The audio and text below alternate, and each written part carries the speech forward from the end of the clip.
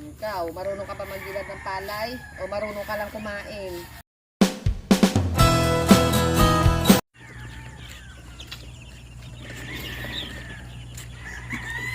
Babaliktad natin ang palay. Kasi laman tiyan ini.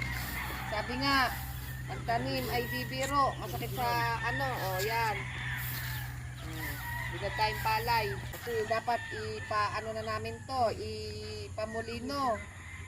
Wala na kaming kinakain, wala na kaming bigas, malang bigas.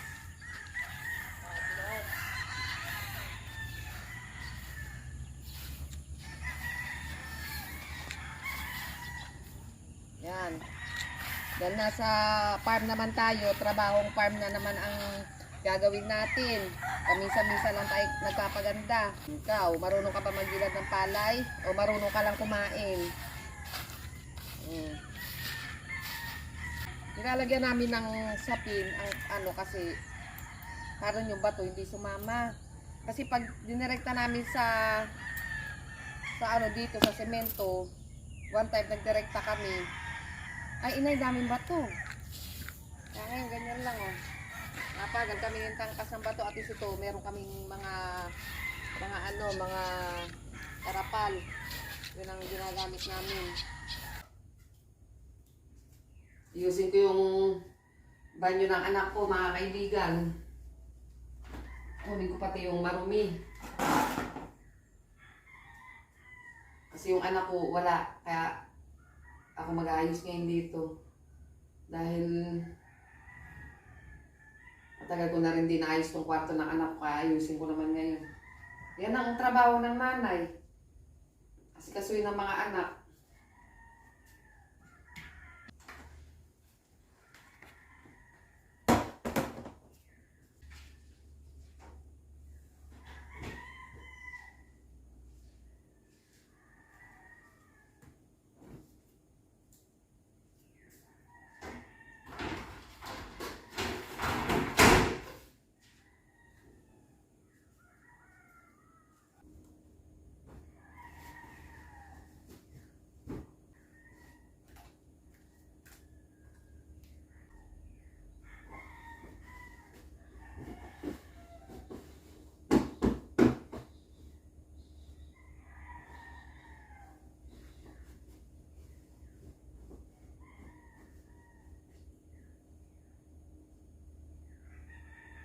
Ito ang yakap-yakap niya paggabi.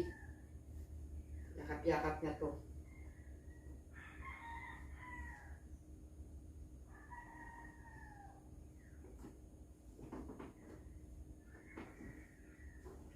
Hindi na ako magpapalit ng bedsheet kasi kapapalit lang ito. Gusto niya ganyan daw ang ayos. Kasi actually pag tumatayo siya, ayos na rin naman ang higaan niya.